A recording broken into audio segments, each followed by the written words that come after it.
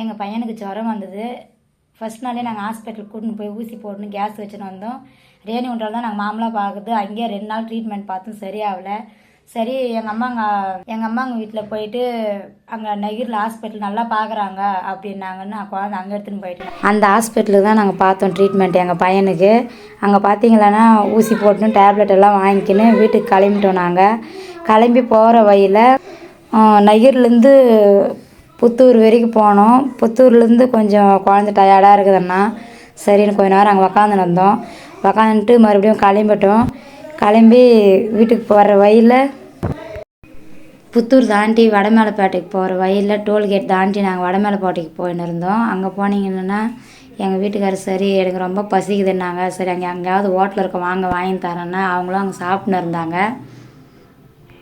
அந்த ஹோட்டலில் எங்கள் வீட்டுக்காரர் சாப்பிட்ன்னு இருந்தார். அங்கே ஒரு தாத்தா எனக்கு பசிக்குதுன்னாங்க. நானும் ஒரு சாப்பாடு பார்சல் அந்த தாத்தாவுக்கும் வாங்கி கொடுத்துட்டு வீட்டுக்கு கிளம்பி வந்துட்டுங்க. நாங்கள்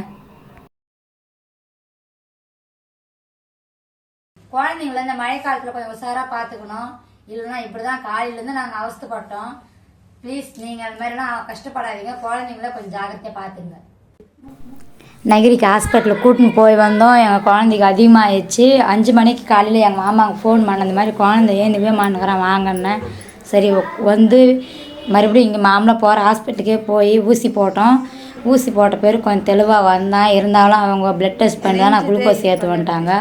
நாங்கள் போயிட்டு ப்ளட் டெஸ்ட் பண்ணிக்கின்னு வந்தோம். அதிலும் எந்த ஒரு இதுவும் இல்லைன்ட்டாங்க. ரத்த அணுக்கள் மட்டும் கொஞ்சம் அதிகமாக இருக்குது அப்படின்னு சொல்லிட்டாங்க. பக்கத்துலேயே எங்கள் ஓரக்கிட்டே எங்கள் மச்சின்னு இருந்தாங்க. நாங்கள் ஃபோன் பண்ண உடனே கஞ்சி காசி எடுத்துன்னு வந்தாங்க குழந்தைக்கு.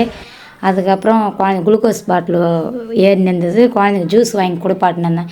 எங்கள் மச்சனை வந்து எங்கள் அக்கா காலையிலே வந்துட்டாங்க ஹாஸ்பிட்டலில். சாப்பிடல. எனக்கும் எங்கள் அக்காவும் சாப்பாடு வாங்கி வந்து கொடுத்துன்னு இருந்தாங்க. சாப்பிட்டு குழந்தை குளுக்கோஸ் எல்லாம் ஏற்றி முடிச்சுட்டாங்க. எங்கள் அக்கா மெதுவை கூப்பிட்டுன்னு வந்து உக்காந்துருக்காங்க. எங்கள் வீட்டுக்காரர் வரல வண்டியில் போகிறதுக்கோசரம். அதனால் நான் எங்கள் அக்கா எங்கள் சின்ன தங்கச்சி வந்து சரி மாத்திரை எனக்கு தெரியாது, எங்கள் அக்காவுக்கு தான் தெரியும், எனக்கு சொல்லின்னு இருந்தாங்க. வீட்டுக்கு போய்ட்டு இந்த மாதிரி தான் போடணுன்னு சொல்லிட்டு சொல்லின்னு இருந்தாங்க. சரிக்கான்னு சொல்லிட்டு ஹாஸ்பிட்டல்லேருந்து கிளம்பி வந்துட்டோங்க. சரி ஹாஸ்பிட்டல்லேருந்து நான் எங்கள் அக்கா எங்கள் பையன் வீட்டுக்கு வந்துட்டோம்.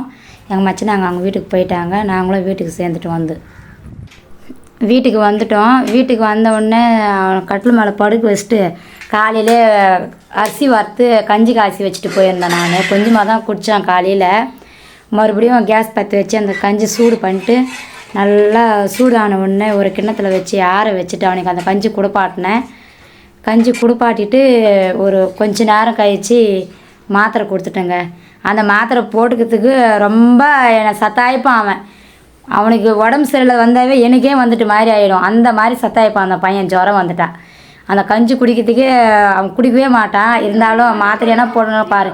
மாத்திரை போடுக்கிறதுக்கு எவ்வளோ சத்தாயிச்சுட்டான் தெரியுமா எங்களை. ரொம்ப சத்தாய்ப்பான். எப்படியோ ஒரு வழியாக மாத்திரையெல்லாம் போட்டு முடிச்சுட்டுங்க அவனுக்கு.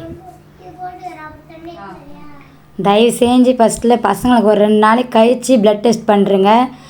நாங்கள் ஒரு 4 நாள் லேட் பண்ணதுனால குழந்தைக்கு ரொம்ப ஜுரம் அதிகமாகிடுச்சு. இல்லைனா கம்மியாக தான் இருந்துக்கும்.